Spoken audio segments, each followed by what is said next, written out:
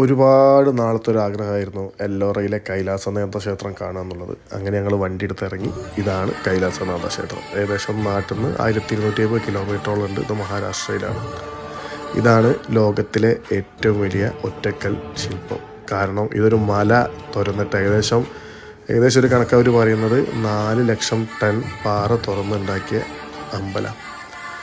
ഇത് എങ്ങനെയാണ് ഉണ്ടാക്കിയെന്നുള്ളത് സയൻസിന് ഇപ്പോഴും പല സംശയങ്ങളിൽ നിൽക്കുന്നതിനെ കൊണ്ടാണ് ഇത് ലോകാത്ഭുതങ്ങളിൽ വരാത്തത്.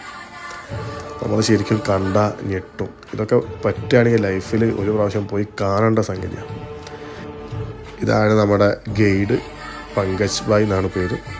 നമ്മൾ അവിടുന്ന് വിളിച്ചത്. പക്ഷേ ഈ ആളുള്ളതിനെ കൊണ്ടാട്ടോ ഞങ്ങൾക്ക് കുറേ സംഗതികൾ മനസ്സിലാക്കാൻ പറ്റും. കാരണം ആ കാണുന്ന കൊത്തുപണിയൊക്കെ രാമായണം മഹാഭാരതമൊക്കെ കൊത്തിവെച്ചതാണ്.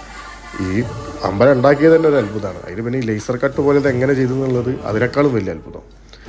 ഇതാണ് ഇതിൻ്റെ പണ്ടത്തെ ശ്രീകോവിൽ. ഇതും ഇതേമാതിരി തുറന്ന് ഉണ്ടാക്കി. ഇത് മൊത്തം ഒരു കല്ലാണ്. ഈ അമ്പലം മൊത്തം ഒരു കല്ലാണ്.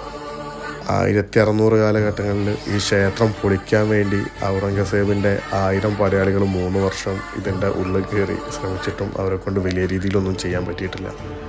അതിൻ്റെ ഭാഗമായിട്ട് ചില പ്രതിമകളുടെ തുമ്പിക്കൈയും കൊമ്പും ഒക്കെ പൊട്ടിയെന്നല്ലാണ്ട് ബാക്കി ഇപ്പോൾ ഈ കാണുന്ന രൂപത്തിലെ ഒരു 3 വർഷം 1000 പേര് ശ്രമിച്ചിട്ട് നടന്നിട്ടുള്ളൂ, പൊളിക്കാൻ ശ്രമിച്ചിട്ട്.